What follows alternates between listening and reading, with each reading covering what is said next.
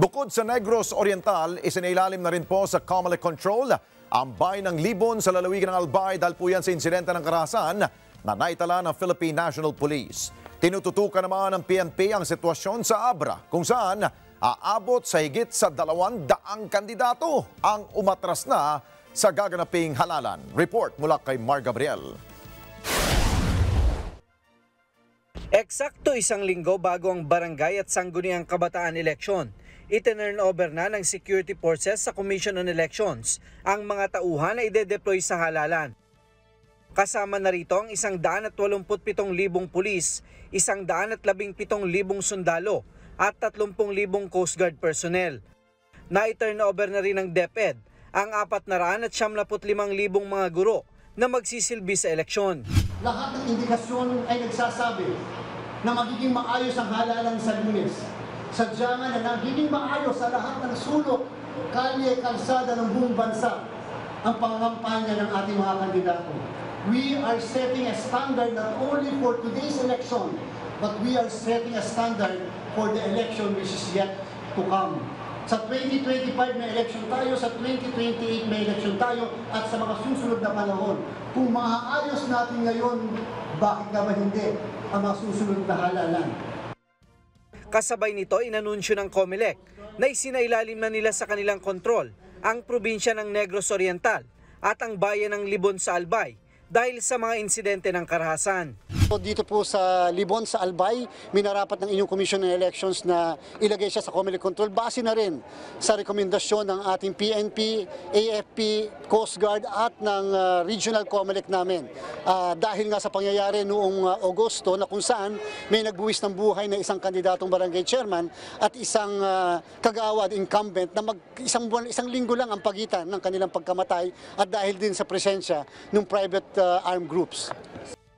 Ang PNP naman, kasalukuyang binabantayan ang sitwasyon sa probinsya ng Abra, kung saan may 250 kandidato umano ang umatras sa pagtakbo. Nagpasaklolo na raw sa PNP ang ilan sa kanila. 250 plus na. And we have yet to validate kung ano talaga yung reason. Pero nabanggit naman yung reason kanina, there are various reasons.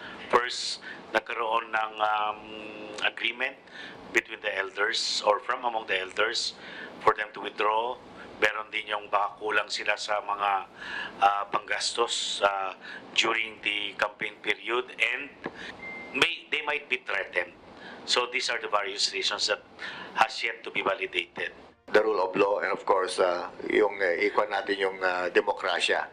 And when we say keeping the democracy as a mandated or as stated in our constitution is to really make sure that yung mga gustong magkandidato ay makapag-apply or exercise ng kanilang pagiging candidate without any threat. Sa pinakahuling datos ng PNP, nakapagtala na sila ng 22 insidente ng karahasan na kumpirmadong may kaugnayan sa eleksyon. Pero mas mababa raw ito sa datos na naitala noong 2022 elections na may 27 insidente at noong 2018 barangay elections na may 40 election-related incidents.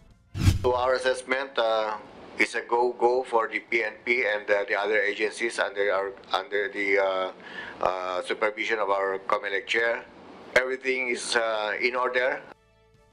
Nananatili naman sa 366 na mga barangay ang isinailalim sa red category na ang karamihan ay nasa Bangsamoro Region. 1,271 ang nasa orange habang 1,199 ang nasa yellow category.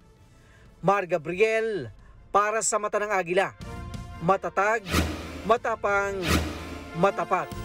Maraming salamat sa inyo pong pagsubaybay sa Mata ng Agila Primetime.